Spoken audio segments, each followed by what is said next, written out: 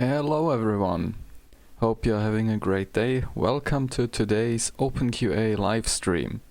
This time we are going to cover a few more advanced topics. So the plan is to do essentially two things. First, and this is going to probably take the whole stream, but we're going to do it in parallel. I would like to show you how you can set up your own openQA development environment. So something like what you see currently here. This is openQA running on my local machine. And let me just increase the zoom level a little bit, since this is probably relatively tiny. So let's say 125. Yeah, I hope this is now a little bit better to see.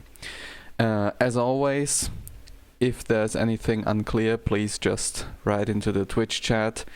The Twitch chat is currently the only thing that I'll be following, so if you try to ping me on IRC, I'm probably not going to see that until after the stream is over. Anyway, so back to the topic. So first, why having a local openQA development environment? Well, it's just very convenient if you are developing tests, since if you have to rely on an external one, for instance, like openqa.opensuse.org, there is only a limited amount of workers there, and so if something doesn't work on O3, for instance, if there's just currently a lot of jobs, then well, your test will take ages until it gets scheduled, and it just and can be, and other things can be also more convenient if you have a local instance.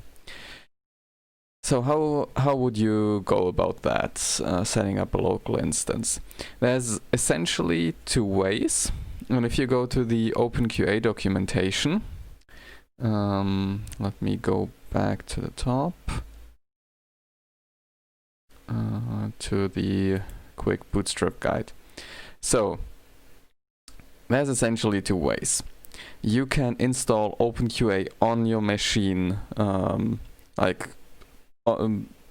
essentially directly in your operating system. That's definitely an option.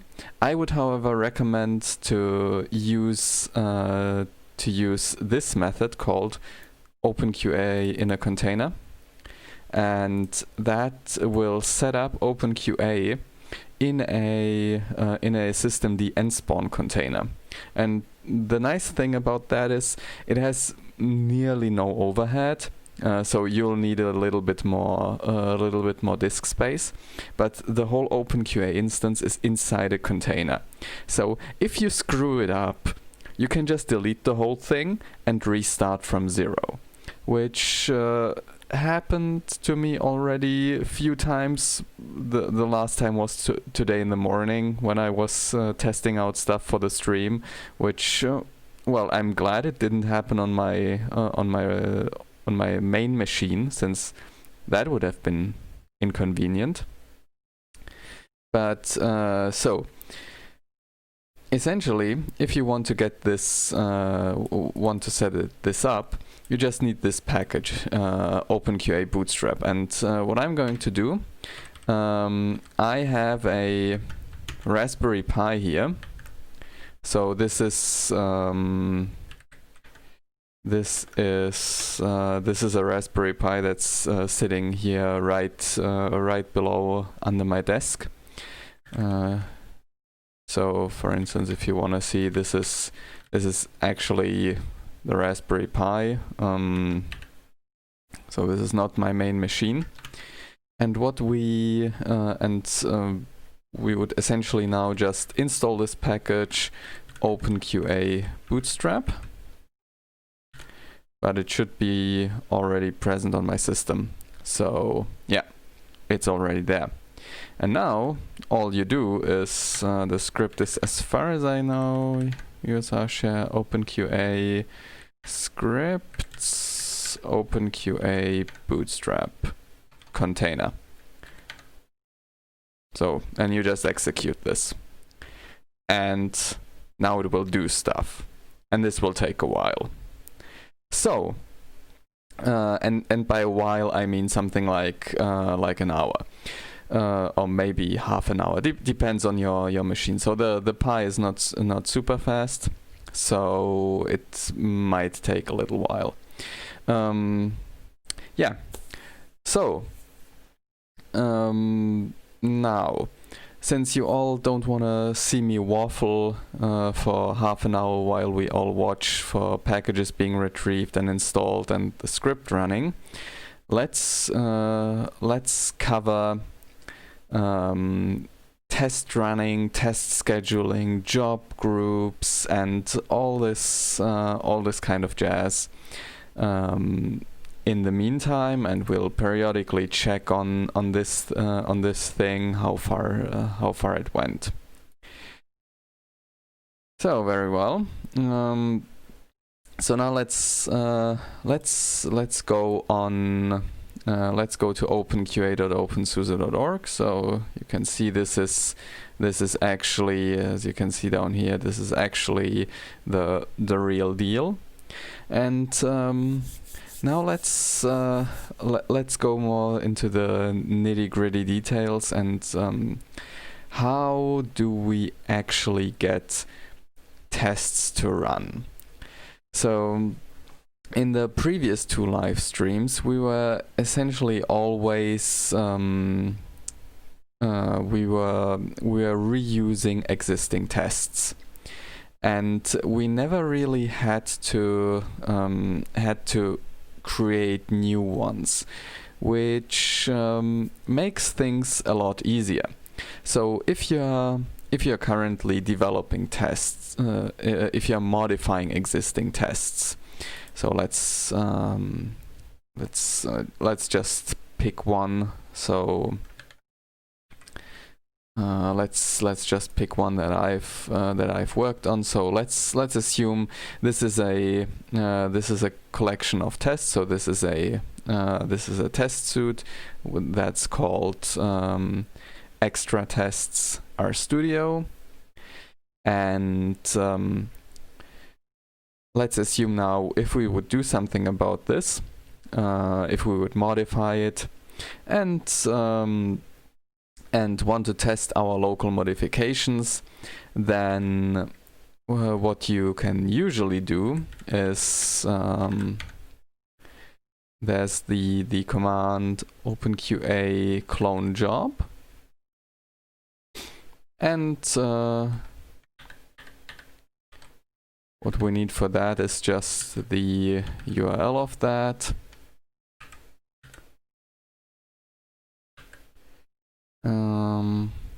And now the URL is gone, sorry. Need to keep this window open. So, and this will actually, so as far as I know, the syntax goes like this: openqa clone job from then host, that's the host to which this will be cloned to, then the test ID, and what you usually specify is skip chained dependencies or skip chained deps. I'll get to this in a minute. If I don't, scream at me in the chat. So, and this will now start downloading stuff, as you can see here, and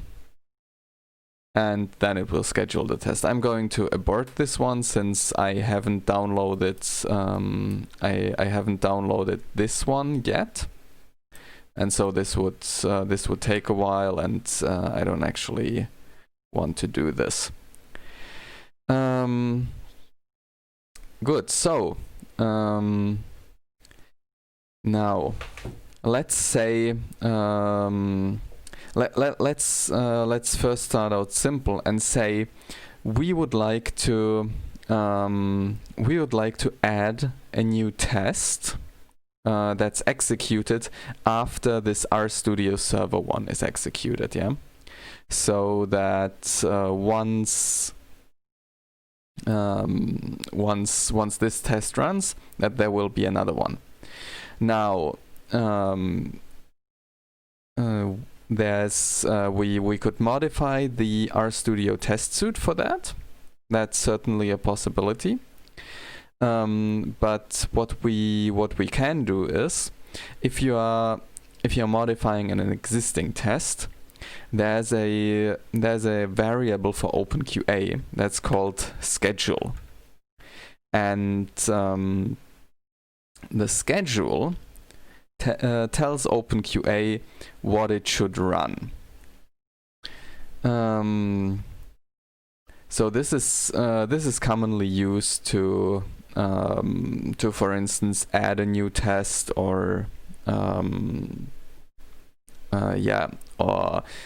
add a new test, or to simply skip tests. So we could also clone this job to my local instance and just drop this one so that it's not executed, which is pretty convenient. So for instance, if you are debugging a test and you see, okay, this one is assume this one would actually fail, but the failure is something that you can't influence, for instance an upstream bug, and you know it's going to be fixed in a week, but having this failure in there is just a waste of time, or it's simply something that you don't care about, then you can modify, then you can skip this test by modifying the schedule itself.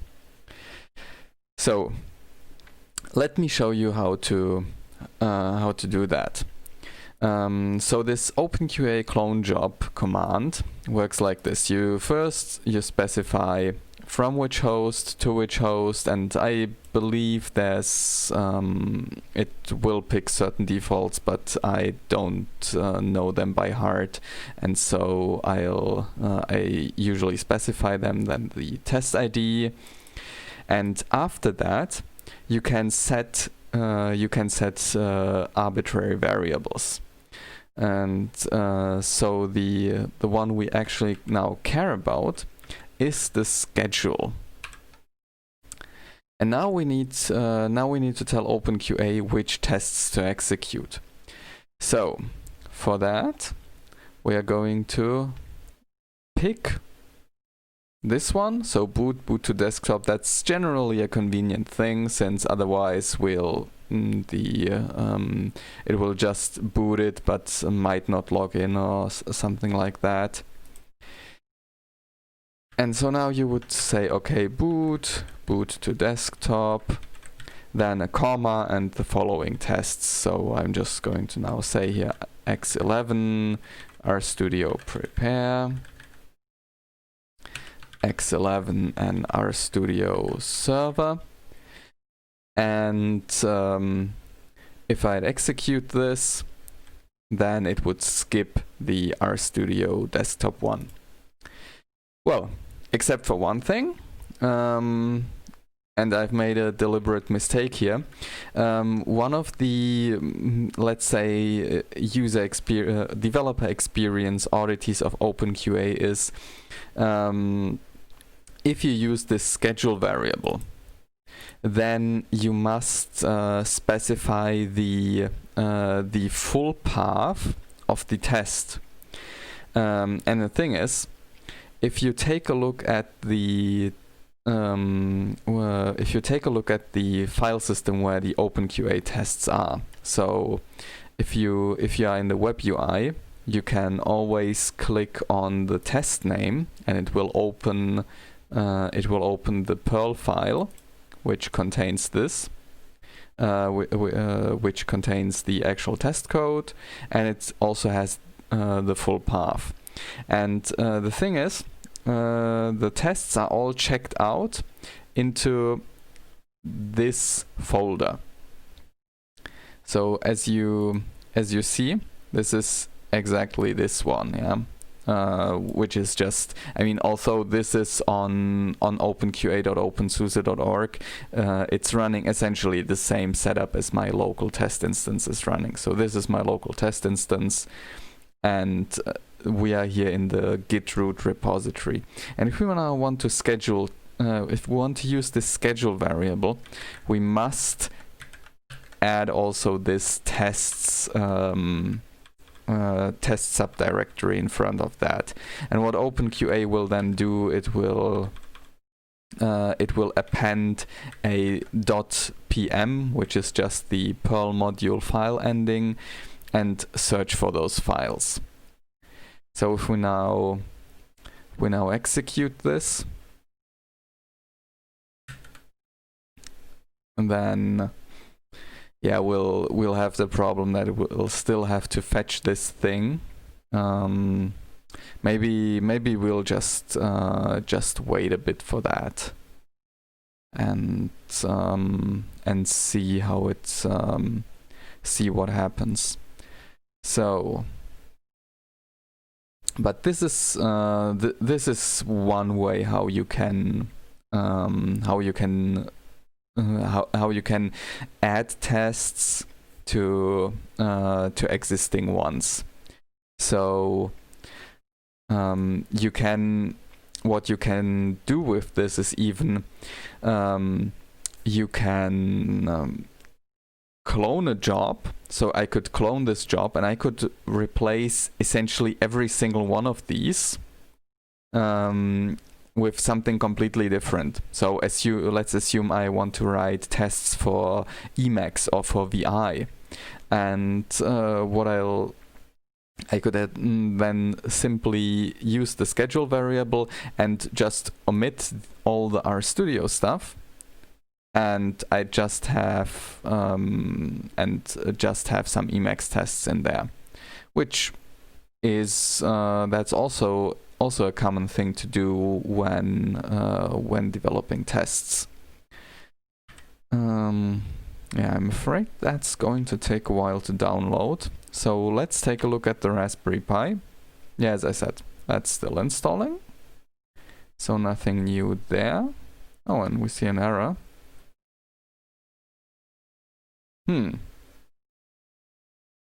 Well, that's probably not fatal. It worked yesterday, so hopefully this is going to be fine. Good. So now let's continue with the actual test scheduling, test suites, and so on part. And I think what I'd like to do is essentially walk you through and create a complete and create tests for something completely new that we'll add to openQA and get it executed, since that should hopefully cover all the parts that we need to touch. Good. So back to my local instance, and now first thing, if we want to now create test suites for something completely new, we should take a look at this operators menu. So in case you are on openqa.opensuse.org and you are not an administrator, I think you might be able to read them. I'm actually not sure. But you can definitely see those on your local instance. So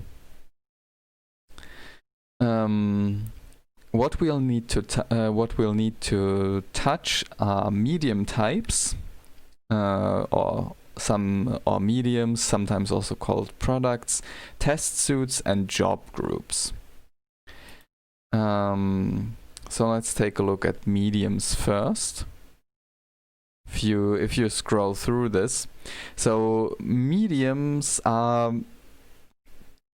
so a medium is essentially, in practice, it's usually a DVD or generally an ISO image of your operating system that you're testing. It can be a virtual machine image or something comparable to that. And this is essentially used as a starting point of your test. So if you want to create something completely new, you'll have to create a medium for that. So this is just briefly covering it. Test suits. Test suits. So a test suite is a collection of individual tests. And now an individual test is a Perl file that's somewhere checked out on openQA. And a test suite is a collection of these tests with a bunch of settings and a name, and that's essentially it. And then there's job groups, and now job groups are this huge thing. So let's just go to Tumbleweed, since that's, I think, the biggest one. And job groups essentially are, if you take a look at them, so unfortunately this is the part of openQA that is relatively overwhelming if you try to dive into this, and I am by all means no expert in that.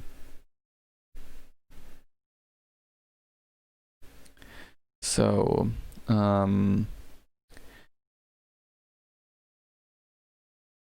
essentially your test suits. So this I'll explain this YAML file later on when we get to actually modifying it. But it has two important sections: the products one and the scenarios one. And these scenarios are what actually gets executed. So these are essential. So in the scenario section, you define actual scenarios and test suits that get executed for these. So if we just pick out one of these, for instance this one, and go to test suits and search for them, okay, that should have actually, well, that's awkward. I thought this would be an actual test suite. That's weird.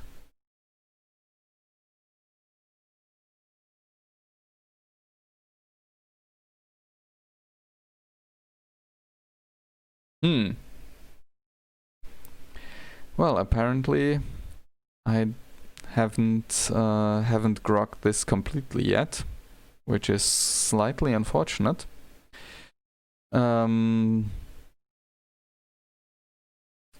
Well, let's try to continue anyway. I hope it will all work out. So as you can see, sorry for me jumping around, but the job cloning that we've done previously with this modified schedule, it has now downloaded everything and scheduled the job here. And if we go to the test, you see the RStudio desktop part got actually completely dropped. Yeah. So I'm just going to kill this one, since it's just going to heat up my machine even more. And what we can do is we can add even more stuff in here. So I can shut down the VM afterwards, for instance, or I can just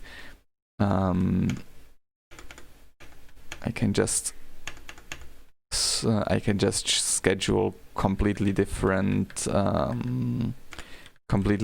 tests. So for instance, I'll think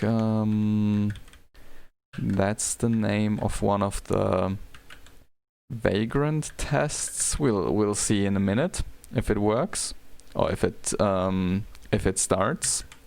So this is just a pointless demonstration, or well, not pointless. It's a demonstration that should just show you how you can use this schedule variable. And if the test will actually start, yeah, you can see it's been cloned from this RStudio one, but it's completely different. So it now executes completely different things. So I'm going to kill this one as well since we don't need it. But yeah. Cool. So anyway, back to the actual topic of creating a test suite or multiple test suites for a completely new thing. So what I've picked out is there is actually on OBS there is a machine learning appliance available for download in various flavors. So if you in case you're interested, this thing is developed in virtualization appliances images openSUSE tumbleweed, and it's been developed by a colleague of mine, by Marco Valles, who's pushing the machine learning who's pushing machine learning in SUSE and openSUSE, and since this is currently just a development thing and not yet tested by openQA, I thought let's take this one as an example and create some openQA tests for that. And now we are going to be stuck at a little problem. Yeah. If we want to let's stay here. Yeah. So if we want to now, so I'm going to take this this QCOV2 image, that's just a virtual machine image, and I'd like to write tests for that. So you can override a whole bunch of openQA variables, and you can do a lot, and you can do that for development, but it will not actually it will then not actually run like that on openqa.opensuse.org. So let's do it properly. And what we first have to do is we have to create a medium. So that's what I talked about at first, mediums. And a medium is, as I said, this is think of this as your installation DVD, for instance. So what we'll find out later is, and what we'll see with the job groups and so on, when we'll modify that stuff, is that you define, you take a certain medium, and that's let's say your starting point of your scenario. So you take your DVD, and you boot from that. You create a virtual machine image from that, and then you execute a whole bunch of tests. So let's just create a new one. So we'll just how did we get here? So if you are on your desired openQA instance, be sure to be logged in. Yeah, on my local instance, I'm logged in as the demo user who's also an administrator, and click on medium types. And then you scroll down and click on new medium. And now we have to provide these fields. So distri, version, flavor, arc. So for let's start with the simple one. Arc, the architecture, that's x86-64, which in this case, well, this appliance is only available for x86-64. Then version. So the other fields like flavor, version, and distri or distribution, these are more let's call these this is more of a convention thing what you'll enter here. So in this case, for distribution, you can actually enter anything that you like. So I could call this foo. I could use the version 68, and the flavor could be bar, but that's not really useful. So the distribution, so if you are actually creating something new here, I would advise you, and this is not just applicable to openSUSE, but also if you have an openQA instance for for something else. So for instance, for Fedora, I'm not sure if Debian has one, but there's other distributions which use it as well. So for distri, use the best applicable one. In this case, this would be openSUSE. The version, this usually corresponds to the version of your of the underlying operating system. So as you can see in openSUSE, we have here 15.2, which is your leap. You have 10. Okay, this is for Windows. Yeah. So in case you didn't know, we actually have tests for Windows 10 to test our WSL images, which is, in my opinion, pretty cool, since openQA is definitely operating system agnostic, and maybe someone should sell Microsoft openQA, and by sell I mean just tell them install this since it's free. But anyway, what you actually now cannot see in here is, so another version that's also commonly used is Tumbleweed, which we're going to use here. And you can also use star, which I believe means any version, but in this case this is not really applicable, since this appliance is only available as Tumbleweed. And then flavor, and this usually describes what type of medium this is. So this is again a free-form field. So you can see a bunch of these use DVD. If we show a few more, you'll see there's a whole lot of these. And we're going to pick a relatively verbose name, and that's I'm going to call this machine learning. I'm essentially going to use this full name. So machine learning appliance KVM and Zen. And now I'm using this relatively verbose name for one reason. So your mediums, they have to be unique to a certain extent. And if I'm not mistaken, which could be true, but which I could, but maybe I'm not, and that the combination of distribution, version, flavor, and architecture must be unique. So if I would enter DVD here, I would most likely get a clash.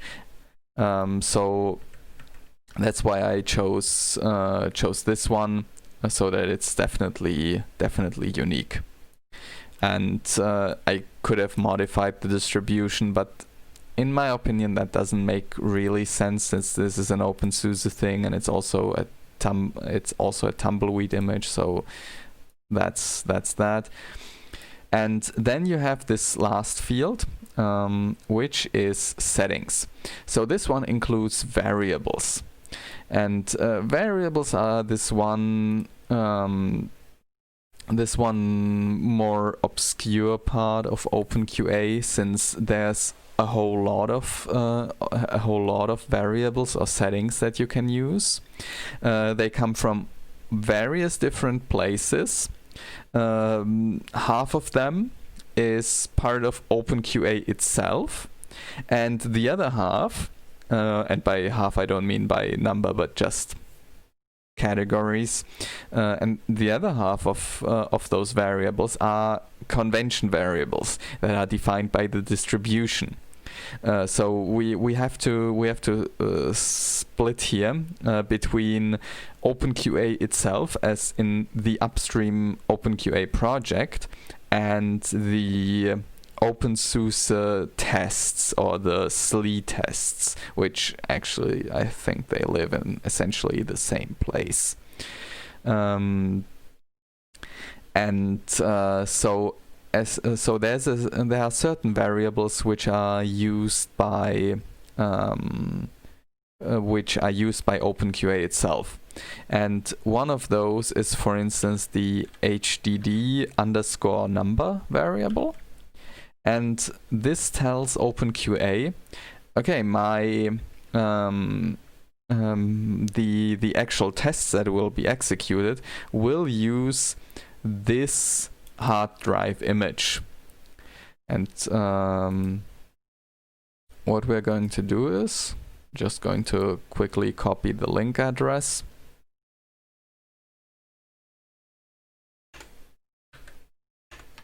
and enter it in here. And I'm actually going to copy all this. So in case you're in case you're thinking of providing openQA with an URL here like this, that doesn't work. What works is this one. So you can provide openQA with an URL if you add a suffix URL to this HDD1. But I'm also going to set HDD1 to the name of the appliance itself. Since I've had some problems that it wouldn't download it, and I have unfortunately not yet figured this out completely. So this is these should be all the settings that we need. And so now the thing is, so we have now defined this medium, this machine learning appliance. And essentially anything, all the tests that will be based on this thing, they will inherit this variable, and so they will try booting from this virtual machine image, and we can definitely override that later on. So that's that shouldn't be a problem. So we're just going to now add this thing. Which should have been, it's now somewhere in here. So let's just quickly search for machine learning, and now you can see it here. There it is. Let me just close this window, and so. Now to actually do something, we need to grab this one. If you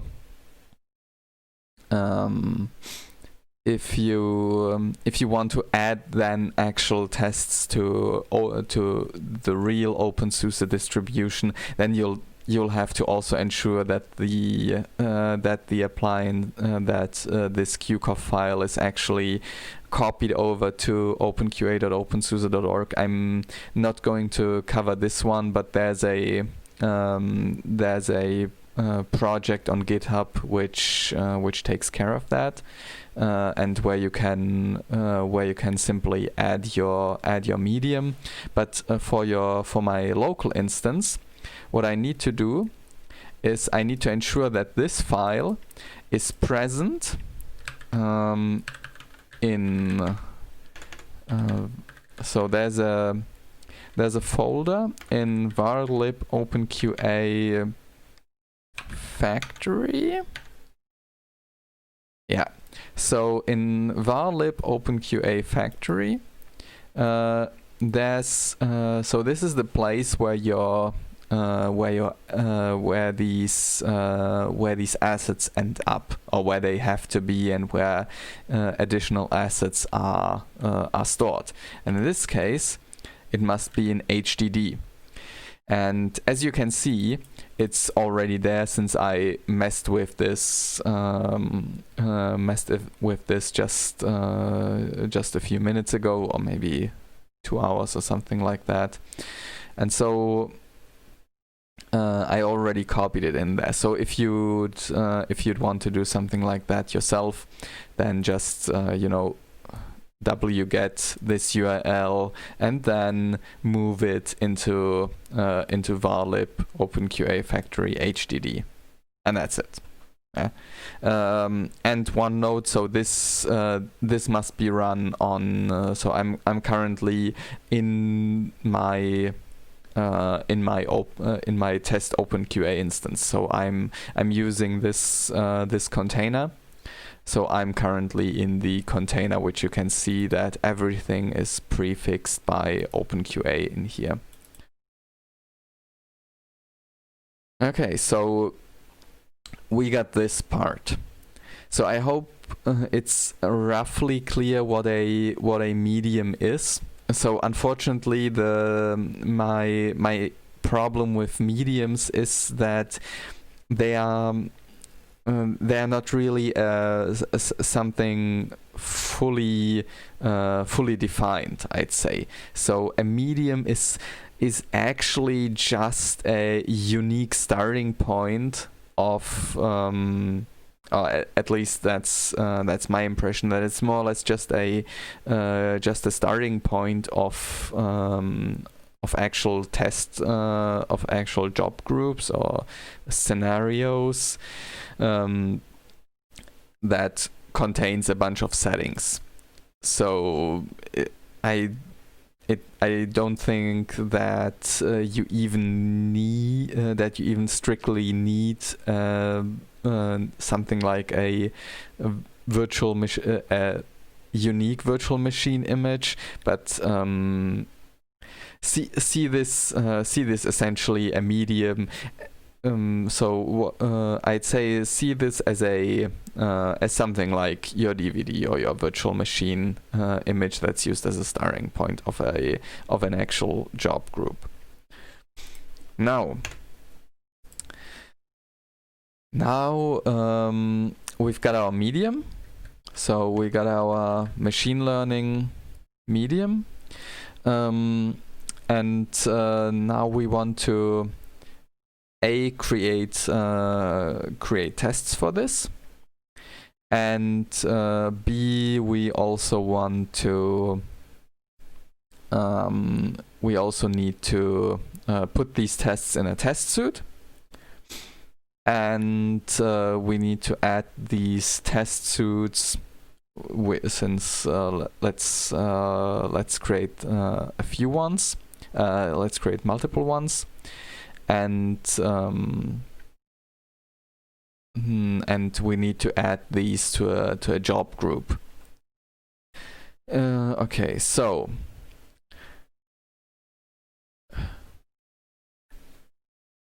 first thing first. Let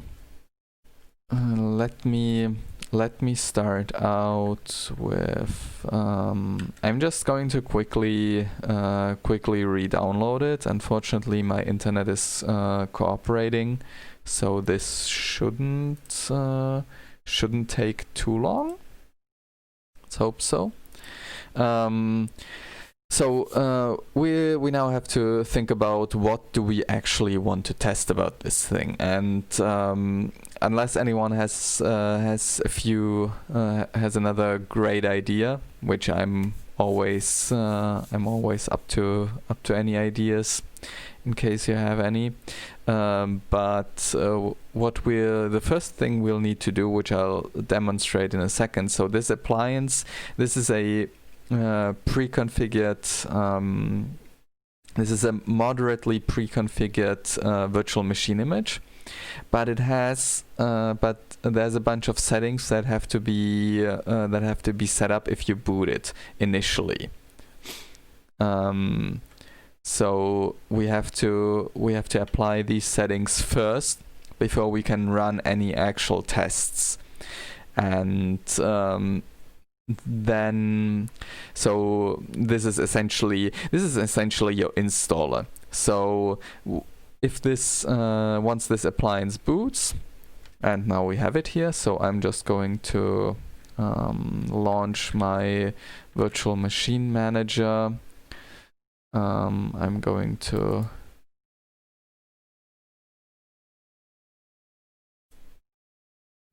create a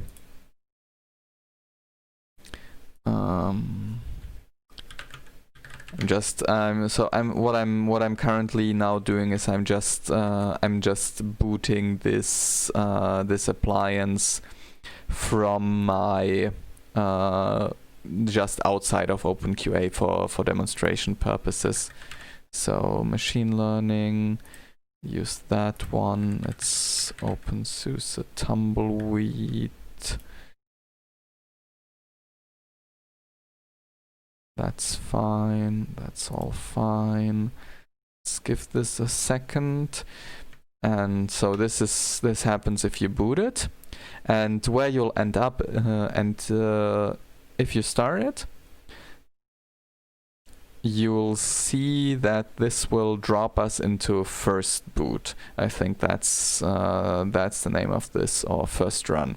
And what this essentially asks us is to do a few selections there. For instance, here we have the system locale, so I'm fine with that. Then the keyboard layout, I'm just going to now, we have to agree to the license. I'm fine with that as well.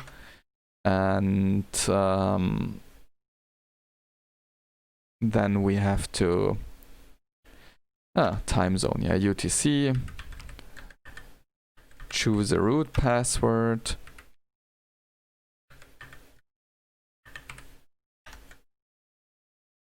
And that's about it.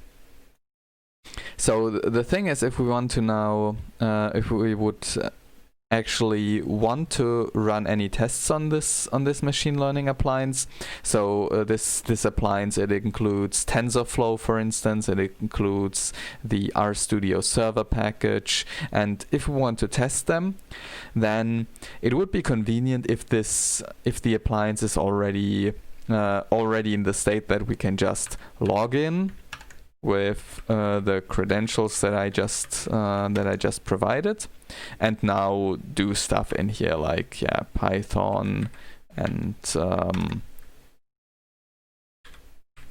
import TensorFlow. If I could type, so TensorFlow. I will probably fail because I just see, that's Python too. But anyway, so the idea is we'd like to modify this appliance so that it's already pre-configured.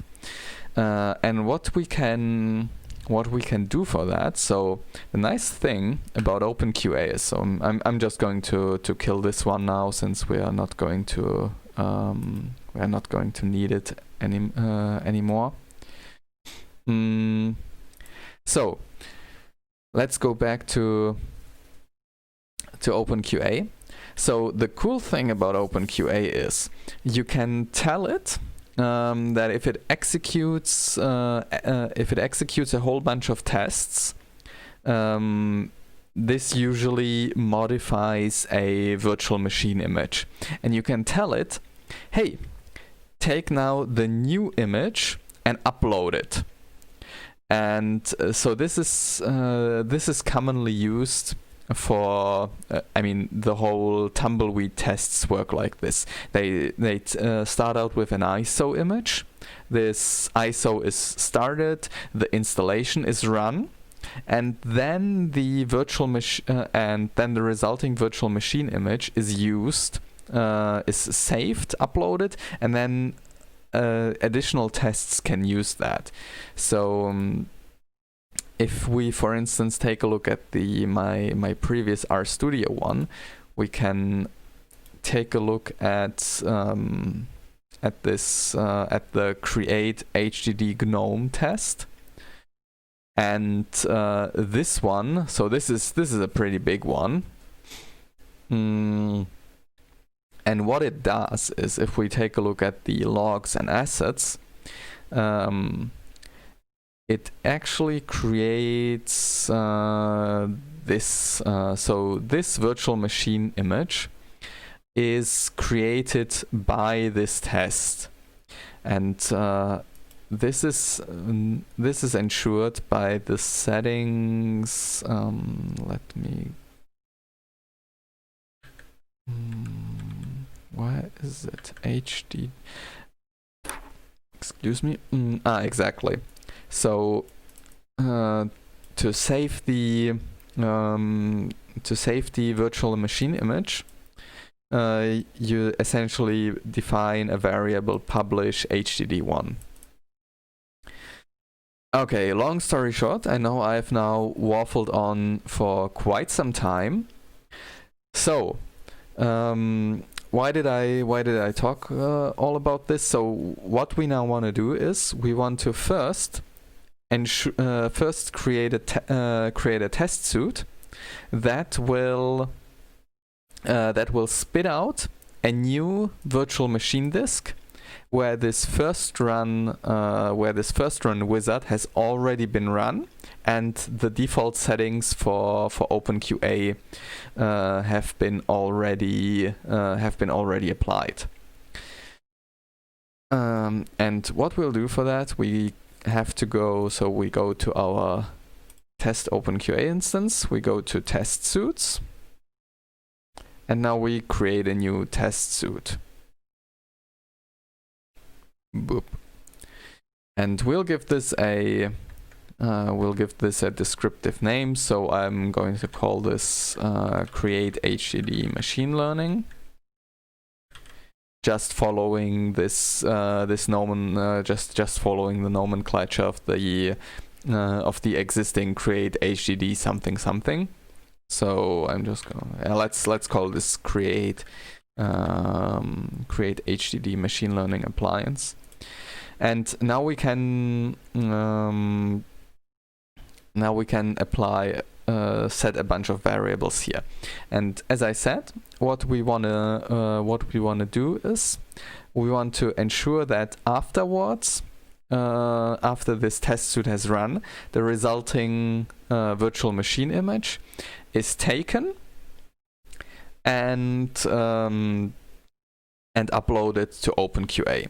And as I said, so we are just going to publish HDD1, and we're going to put in the name of this new HDD. Now, for instance, for this create HDD GNOME one, the input is a DVD and the output is a virtual machine image. In this case, we have as an input the virtual machine image, and as an output as well. So we are just going to so this is the name of our appliance, and we're just going to pick a shorter one as a what will come out of that. And as you see, I've run these steps previously, so that's why this already exists in here. Yeah. Just so you don't wonder. And again, we could add, apply additional settings in here that we want to do. So for instance, we can set HDD1 here again, but in this case it actually shouldn't be necessary, since we'll inherit this from the machine. Just the thing, since the chat is pretty quiet, in case I'm not making any sense, please stop me and ask questions. Oh, I'm not a huge expert on this, but I'll try to explain this the best I can. And so back to the test suite, I believe what we should also set as a variable is the desktop variable. Yeah, so as I said previously, so this publish HDD1, this is an openQA variable. So this is really to the openQA project itself. The desktop variable, that's something that's specific to the tests from openQA. So essentially, if you'd go now and you want to write openQA tests for Fedora, for example, since they are also a pretty big openQA user, you could use this publish HDD1 setting in Fedora's openQA instance, but this desktop variable, it might not have any meaning for their tests in their test code. So just something that you should be aware of. Yeah. And then description, this is just a free-form text, so you can enter essentially anything that you like. As far as I know, it's common that you enter who's the maintainer in here, so maybe briefly describe this. And in this case, this is just so we'll just say runs the first boot setup.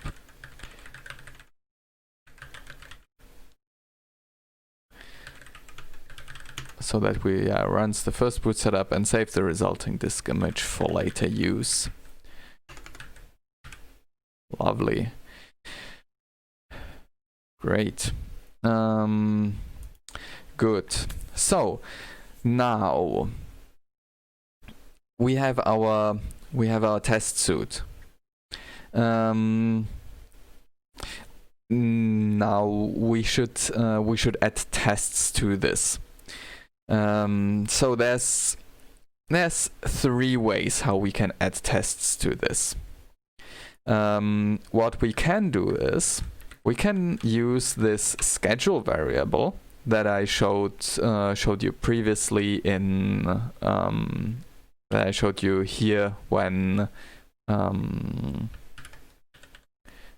in this example. So we can actually do this thing and just say here, okay, tests boot whatever, and insert our tests here. That should be executed once this test suite runs. So that's option 1. Option 2 is, and we're going to use that one, is to use a so-called YAML schedule. So if you have, I'll show this in a minute what this YAML schedule is, but this is in a nutshell a file that contains all the tests that will be executed as part of this test suite. They are relatively powerful. So you can have conditions in there and whatnot. So it's all they are for most cases they are, I'd say, good enough. For very simple test suites, where you just execute 1 or 2 tests, you can always just use the schedule variable.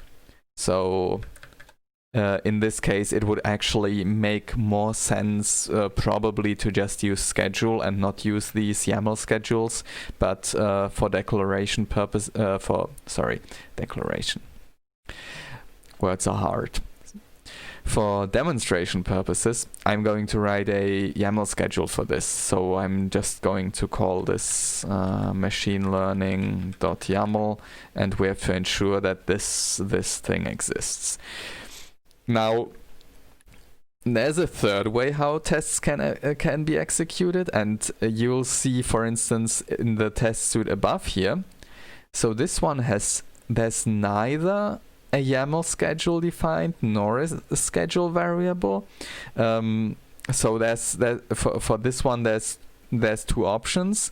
The schedule variable or the YAML schedule could be defined somewhere else, since there's about, I think, 5 different places where this is. Oh, something happens in the chat. Hi, X3M Linux. Welcome to the stream. So we're already deep down in the nitty-gritty details of openQA. The thing is, maybe we're already an hour into the stream, so I'm not sure if we'll actually get to this part.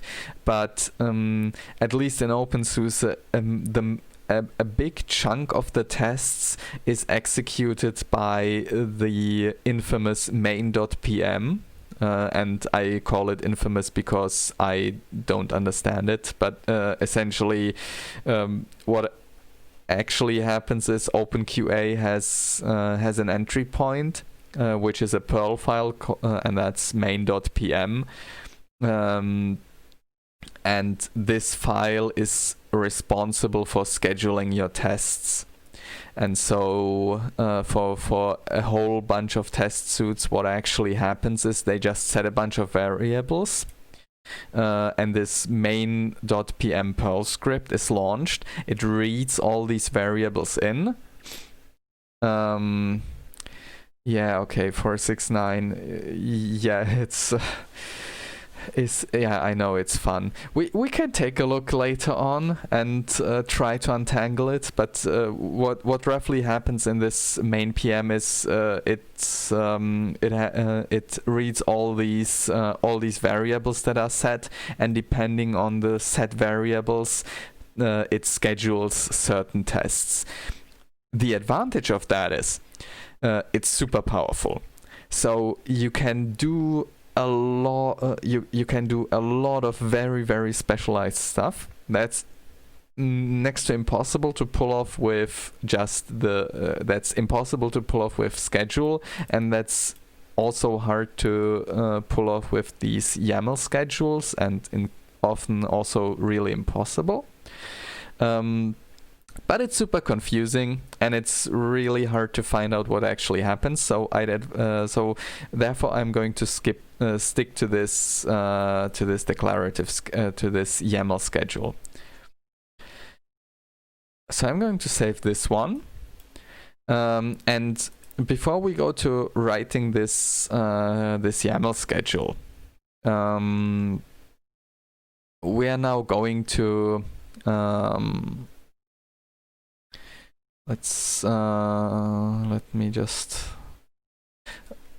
let's also create 2 additional test suites that will not really do a whole bunch of useful stuff, but let's create a TensorFlow test suite. So as I said, the machine learning appliance, it has comes pre-installed with a bunch of stuff that's useful for AI, ML things, and one of them is TensorFlow. So what we'll do is we'll define a TensorFlow test suite, and I'm also going to use a YAML schedule in here. and I'll call this TensorFlow.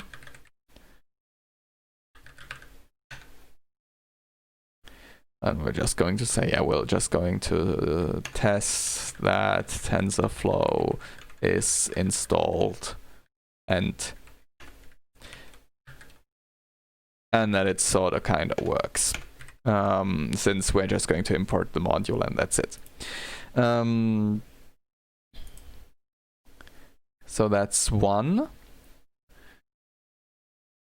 And then we're going to add another one, and this one I'm going to call Machine Learning RStudio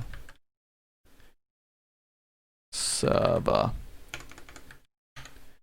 And this one, yeah, I'm just going to use the ordinary schedule. So I'm going to boot that thing, boot to desktop.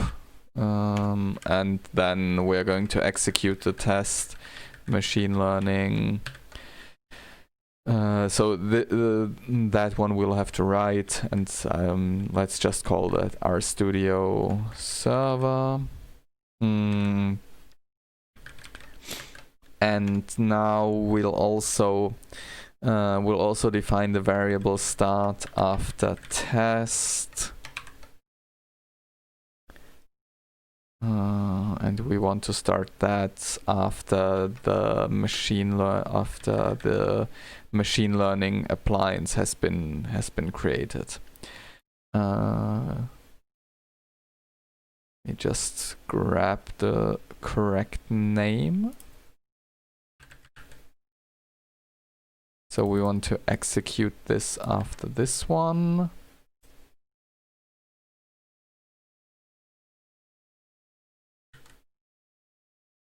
And we are going to use the HDD image that's produced by this one.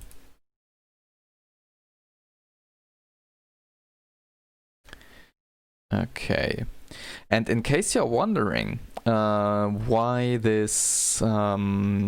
I haven't set these variables in the TensorFlow test suite, that's because I plan on showing you that we can add a test suite to multiple products. So we're going to set that in the YAML schedule, and this so just for completeness. So, but anyway, as an explanation, so.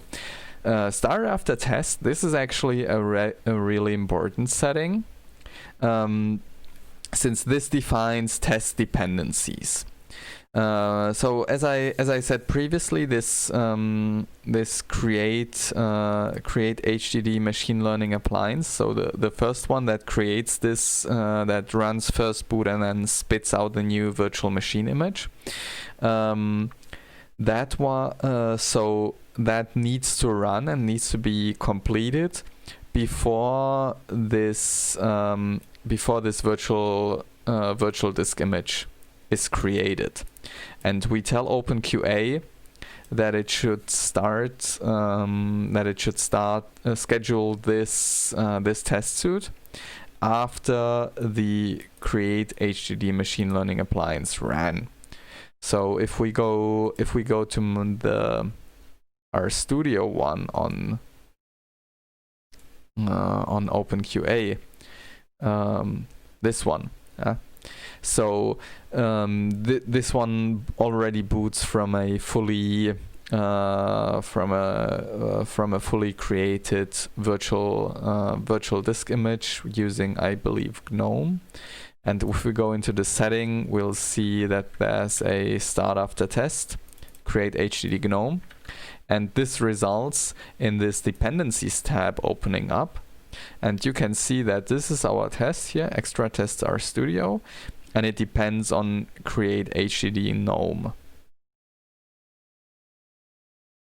And we'll replicate that with this. Yeah, and so now let's create a brief description. Test ensuring that RStudio server launches. Boom. Done. Good. Okay, so we have our medium. That's our machine learning appliance disk image. We have 3 test suits. The first one will run first boot, spit out our processed image, and then we have a TensorFlow test suite, and then we have a test suite for RStudio server. And now we have to actually do the magic with job groups to get that to get this stuff scheduled and to actually get it running. And so we'll go on our openQA instance and we'll go to job groups. And here you'll see there's a whole lot of them. These are mostly, so these are all cloned from openqa.opensuse.org. And what we'll do is we'll steal. Let's put them into openSUSE tumbleweed. If you'd be adding tests for on openqa.opensuse.org to the real distribution, you'd first put them into development tumbleweed, since DimStar wants the tests to first actually prove that they work before putting them in, since there's no point in having tests that are read all the time. So let's first focus on so this the job groups. These are defined via a YAML file. This YAML file has 3 sections. Section 1 is defaults, section 2 is products, and then somewhere down here we have scenarios. We'll skip the defaults for now, since these are just default. So the default section is, these are just default values that are defined for your for the various scenarios, but they are not really essential for understanding. So products. In the product section, you define individual products that get executed as part of tests. So this is essentially, I must admit I haven't fully grokked this part yet, but what you essentially do is you give your machine, you give your medium that you have defined a unique name in here. So as you can see, all of these have a setting distri, flavor, version. And so what you essentially do here is you combine. So we have here our mediums that all have this distribution, version, flavor setting. And what these products do, they group a set of these 3 together and give them a name. So in our case, we're going to insert our machine learning appliance, and we're going to call that x86-64, since it's not present for any other architecture. And we set the distribution of that is openSUSE. The flavor is flavor. So I have to look that one up, what we gave it for name. This one. And the version is tumbleweed. So if we'd follow the naming scheme that's so far in here, we'd probably have to call it openSUSE Tumbleweed Machine Learning Appliance KVM and Zen. Let's try to follow the existing naming convention. Okay, so this this combination of distribution, flavor, and version, this defines a so-called product. So as you can see, we got here a bunch of openSUSE Tumbleweed. We got some micro OS stuff up here. So this will be used to as the kickoff, or as a collection. Yeah, this will be used to group our test suite. And then for scenarios, so the scenarios part that's where it's actually defined which test suites are run. So in the scenarios, you got all the architectures. So this is I believe in YAML, this is a dictionary. So you've got here your dictionary of the various architectures, and each architecture, there you again have your products defined, and for each product you define which test suites are executed for this one. So for instance, for the Tumbleweed DVD, we see there's a whole bunch of these that are defined with various settings, like which machine should be used for that, what's the priority, and so on and so on. And so what we are going to do is we're going to take our product, we're going to put it into x86. I'm just going to put it on top here. And we're going to add our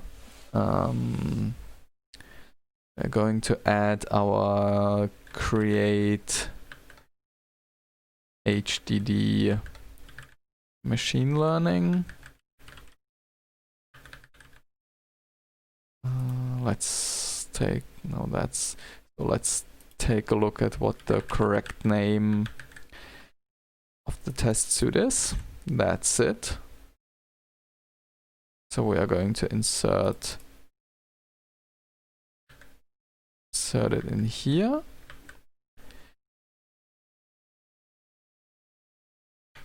We're going to say this should run on 64-bit. Which should actually be the default, but let's define that anyway. Okay, and that should be. Let's keep it at that so far. So then what we'll do now is we'll preview the changes, which will nag if I made any mistakes. Surprisingly, I didn't. So let's just save this.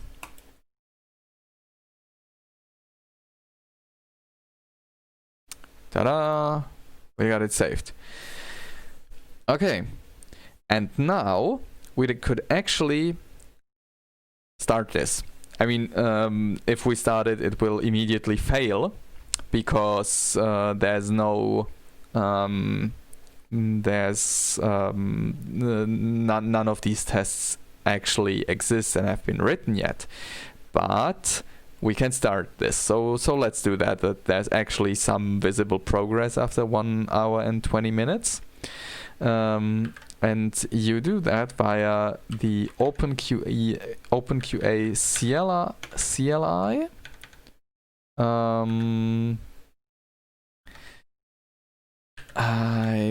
I'll probably have to look up the exact command, but I believe it's API-expose ISOs. and then a bunch of variables. So essentially what this does is this calls to the openQA API using the ISOs route.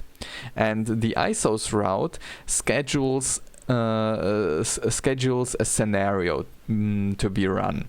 Now, first important thing is the name ISOs of this route is actually misleading, since it doesn't need an ISO to start, which struck me. If I was wondering about that actually yesterday. This appliance, so this is an appliance that doesn't have an ISO. Can I even schedule that if I don't use an ISO really? But that's actually not a problem. It's just for historical reasons. So I just have to look up how this is actually done in the documentation. So it's ISOs and then a bunch of variables.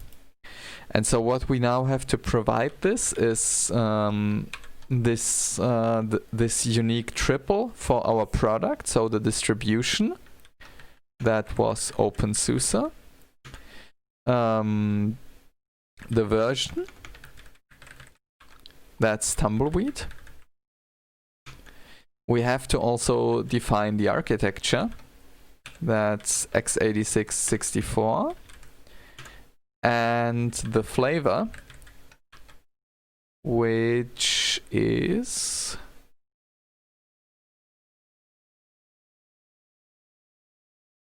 this long string.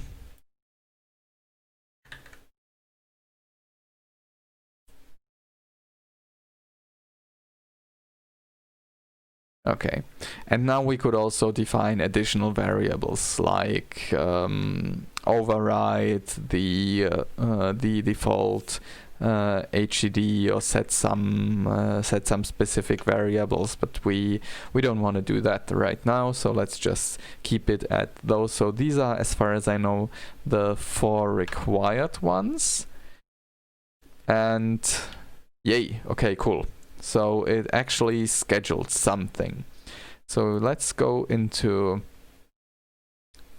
on my test instance, go to all tests. And as you can see, as I said, it fails immediately since nothing of that worked. But we got our openSUSE Tumbleweed machine learning appliance. This thing got scheduled, it got launched, and it immediately failed since this file doesn't exist. So we'll have to create that. Now we'll go to my okay. As I said, this will be a little bit of a jumpy stream. So since this test got scheduled, and I just found out that my Raspberry Pi finished, let's take a short let's make a shortcut here and go to go back to the Raspberry Pi. And so the script on the Pi executed, and this openQA bootstrap container. And now if you once it's done, you can see it already tells you what you have to execute. Boom. And now we are in our openQA instance. So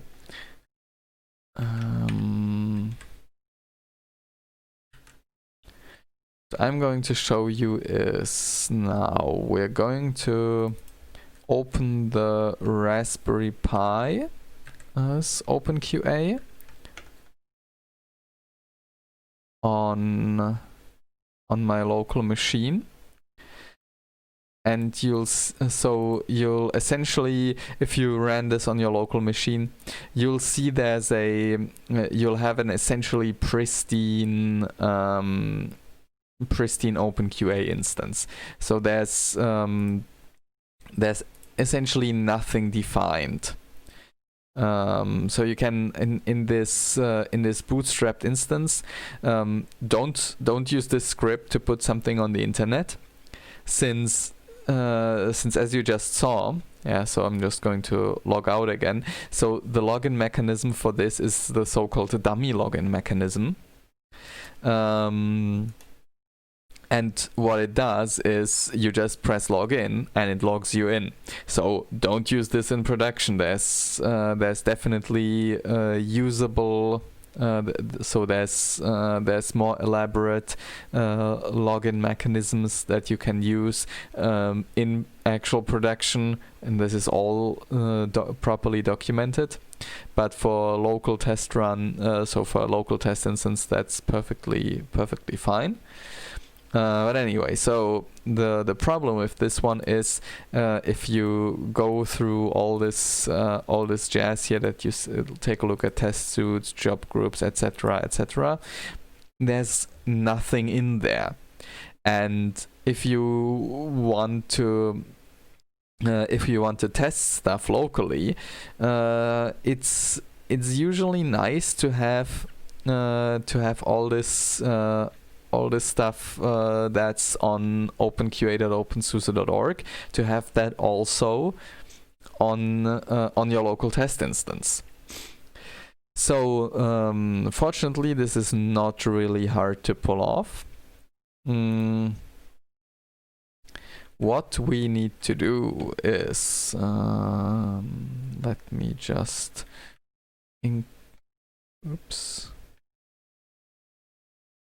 just increase the font size a little bit. So this is just my openQA cheat sheet that just tells me how to do all this stuff if I break my openQA instance, and contains all my nodes. But essentially, we should now go to the container.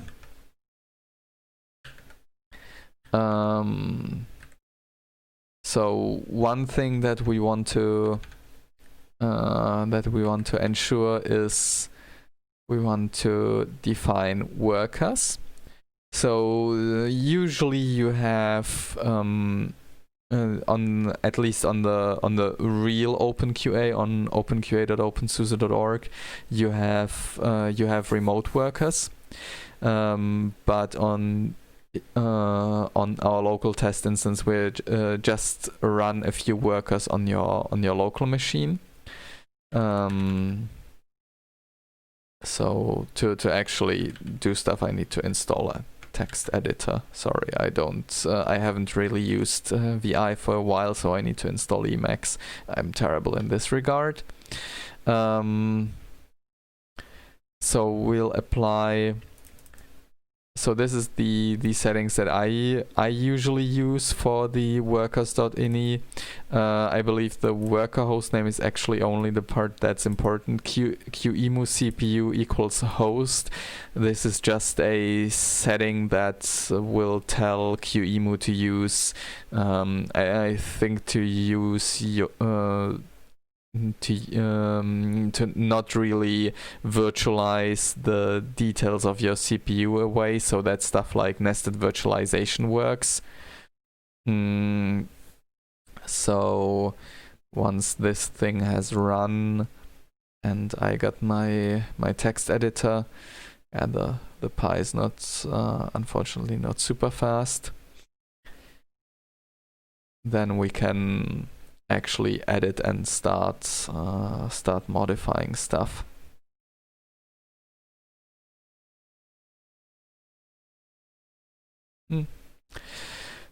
Let's use this for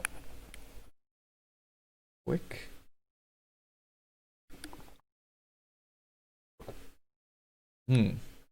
Old coffee. Awesome.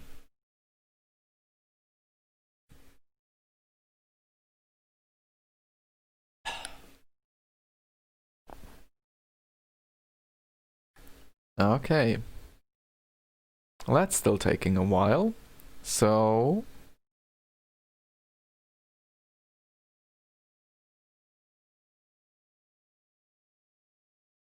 yeah, this is interesting. It installs cups.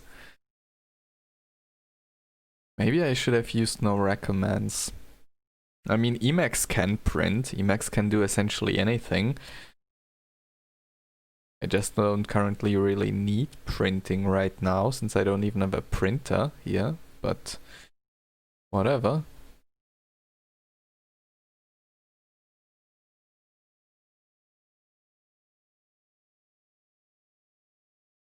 Just 2 more packages.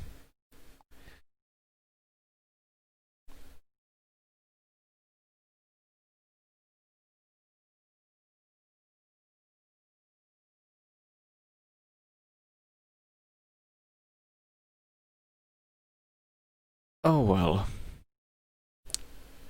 Come on, Pi. You can do that. Yeah, I'm just taking a look if it didn't catch fire. So, there we are. It's installed. Okay, so let's open the etc openQA worker.ini. Go to the global section. So we're just going to uncomment this one. We'll use the local host. Like that. And we'll use QEMU CPU equals host, like I have in my notes here. And then we are going to enable 2 workers. So how many workers you want to enable or start, that really depends on how strong your machine is. So be aware that that every single worker runs usually a fully fledged VM plus VNC plus it records the output from your virtual machine and it runs openCV on that. So I have a relatively powerful machine, but I've got some weird file system issues, so I can run 2 workers at most. If you got a really beefy machine, then you might be able to run a few more. But if you don't have a lot of cores or don't have a lot of RAM, then just run 1. It's as otherwise you're just going to it's just going to suck, since your machine is going to be constantly swapping. So we got the workers set up. And now what we need to take care of is so back to the web interface on the Pi. We'd like to populate all this stuff from openqa.opensuse.org, and to do that, so first things first, we want to fetch the needles. There's a script for that. And that should actually execute pretty fast, since I think it ran during the installation. And now what we need to do is we are going to use the dump templates and load templates scripts to essentially get all the job groups, get all the test suites, and all that, to get that from openqa.opensuse.org to localhost. Now, this hasn't finished yet. Now. So, and for that, you need to. So for that, you need to take a look at your etc openqa client.conf, and you'll see this. This is the configuration of your openQA client, and here you define API keys and the corresponding API secret for all your known instances. So as you can see here, this is it already, so the openQA bootstrap container script already inserted the API keys for the local instance. So if you remember these values and we go into the menu and to manage API keys, you'll see that it inserted these ones already. So if you just take a quick look, they appear to be the same. Yeah, cool. And now we want to fetch the stuff from openqa.opensuse.org. And I believe we are going to need API keys from that. But I'll just try it if it works without. Maybe we are lucky.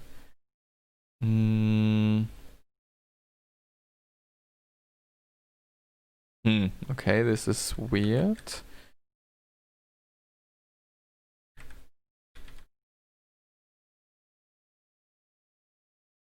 Let's just check if there's a network connection. Oh, not this again.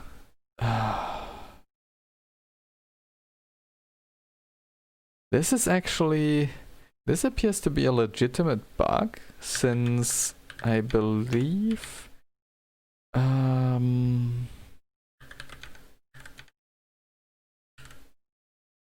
yeah. So I've actually so the problem is, for some obscure reason I get SSL errors when I run this script on a Raspberry Pi.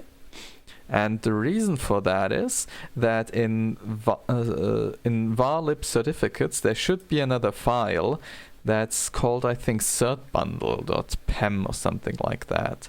So if we just use some RPM magic, what provides varlibs, and I think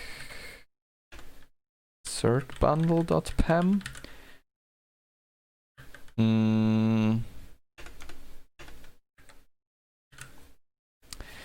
Yeah. So in case you're wondering why I immediately know what's going on, I ran into exactly this issue yesterday.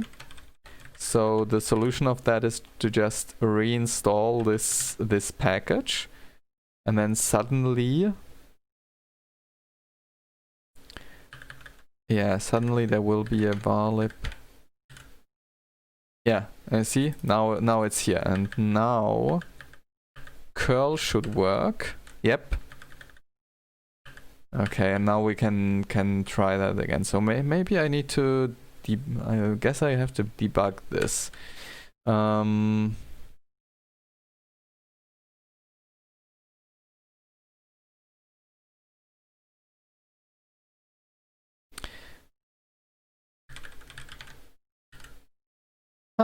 Awesome. Okay, this is great. So actually you don't need API keys for you don't need to enter API keys for this stuff to work. So what this dump templates does is it reads essentially all the so it goes to openqa.opensuse.org, and it takes all the machines, test suits, and so on, and it creates a JSON file out of that, and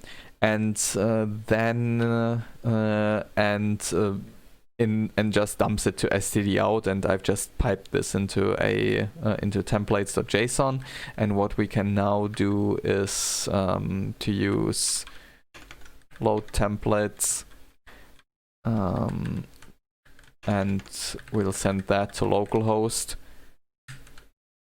and this will now this could now actually take a while.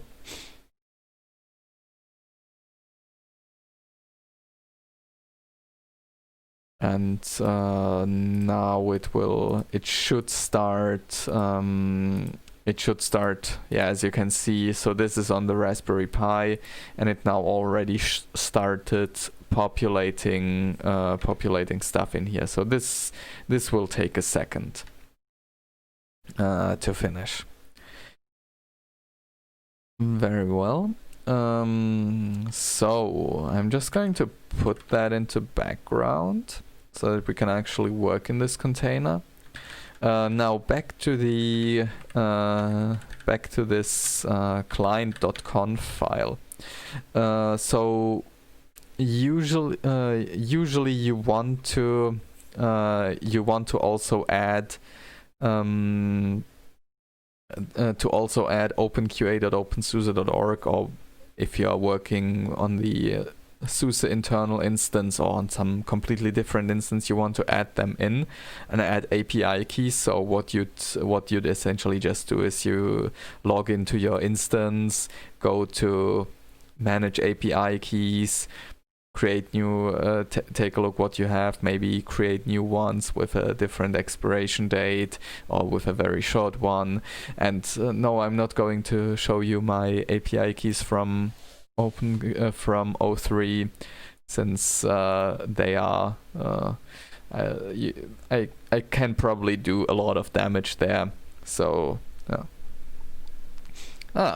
so we see our load template finished.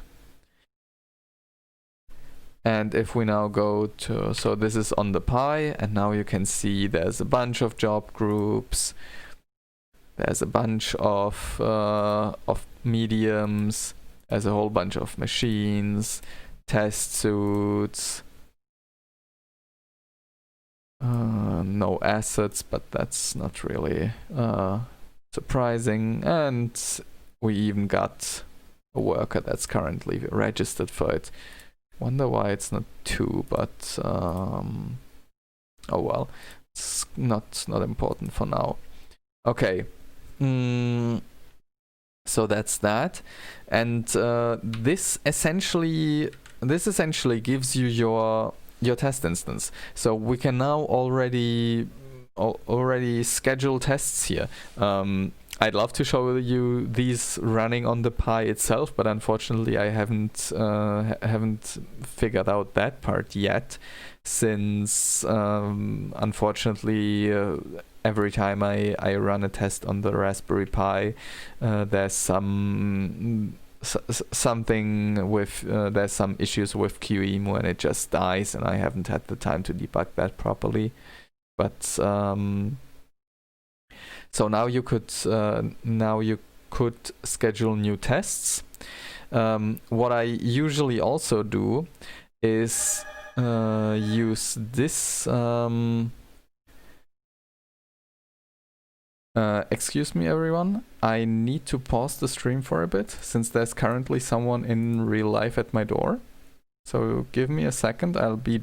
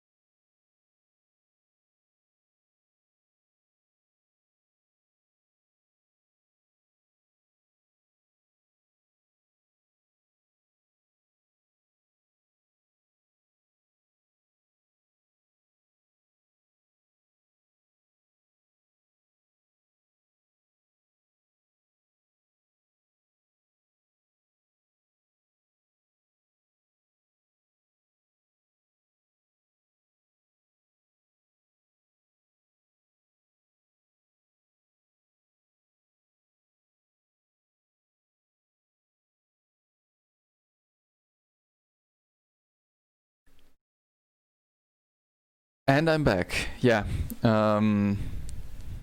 Apologies, but DHL decided that now is a good time to come and deliver a package for my neighbors. Anyway, so I was at this script. So that's also what I usually execute. And to be frankly honest here, I'm not entirely certain what's the difference between this one and these two, but I believe this one also downloads product templates and does a little bit more stuff. So we could simply run that in here, but unfortunately I think we need API keys here, and I don't want to don't want to print my API keys in the into the stream. So essentially, if you'd want to run this on your instance, you'd go to openqa.opensuse.org and you'd grab your API and your API key and your API secret from there, execute this script, and wait a bit. So this one actually takes quite some time to finish, and then it will also it will set up these job templates up, I believe, and that's about it. That's your local instance. So if you now we have on our Raspberry Pi, we have this systemd nspawn container. So the nice thing about this, the file system is completely accessible under var lib machines. The thing is called openQA1. And there is the full file system of this container.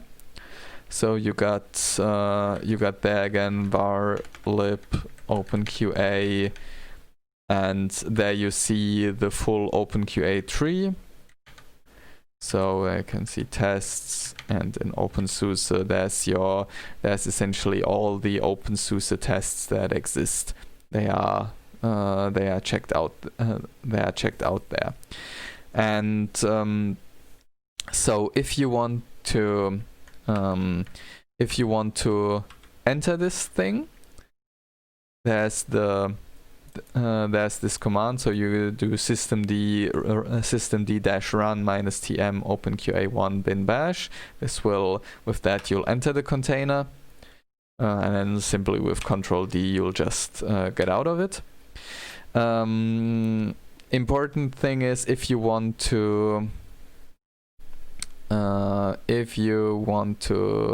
rebooted your machine, let me just copy the correct command.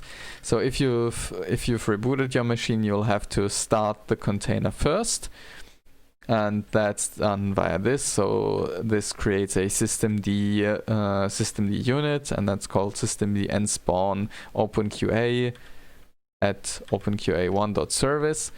So